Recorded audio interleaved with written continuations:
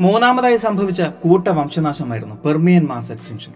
Palaeozoic കാലഘട്ടത്തിന്റെ അവസാന നിമിഷങ്ങളിലായിരുന്നു ഈ ഒരു വംശനാശം സംഭവിക്കുന്നത്. ദ ഗ്രേറ്റ് ഡൈയിങ് എന്നായിരുന്നു ഈ ഒരു വംശനാശം അറിയപ്പെട്ടത്. അതിന്റെ കാരണം അന്ന് വരെ സംഭവിച്ച വംശനാശങ്ങളിൽ ഏറ്റവും വലുത് എന്ന് പറയാൻ സാധിക്കുന്ന ഒന്ന് തന്നെയായിരുന്നു പെർമിയൻ മാസ് എക്സ്റ്റിൻഷൻ. ഏതാണ്ട് 280 മില്യൺ വർഷങ്ങൾക്ക് മുമ്പ് സംഭവിച്ച ഒരു വംശനാശം. അന്നുണ്ടായിരുന്ന ജീവികളിൽ 96% ജീവികളെയും ഭൂമുഖത്തു നിന്നും തുടച്ചു നീക്കാൻ ഈ ഒരു വംശനാശത്തിന് സാധിച്ചു.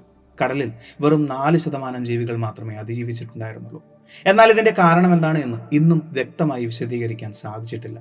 പല അനുമാനങ്ങളാണ് ഈ ഒരു വംശനാശത്തിന്റെ കാരണങ്ങളായി കണ്ടെത്തിയിട്ടുള്ളത്.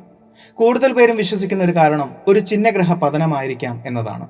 അങ്ങനെ ഒരു ചിഹ്നഗ്രഹം ഭൂമിയിൽ പതിച്ചതിനാൽ പൊടിപടലങ്ങൾ അന്തരീക്ഷത്തിലേക്ക് ഉയർന്നു പൊങ്ങിയെന്നും വായുവിൽ നിറഞ്ഞ പൊടിപടലങ്ങൾ സൂര്യനെ തടയുകയും അത് കാരണം ആസിഡ് മഴ സംഭവിക്കുകയും ചെയ്തതാകാം പെർമിയൻ മാസ് എക്സ്റ്റിൻഷന്റെ കാരണമെന്ന് പല ചരിത്ര നിരീക്ഷകരും പറയുന്നു.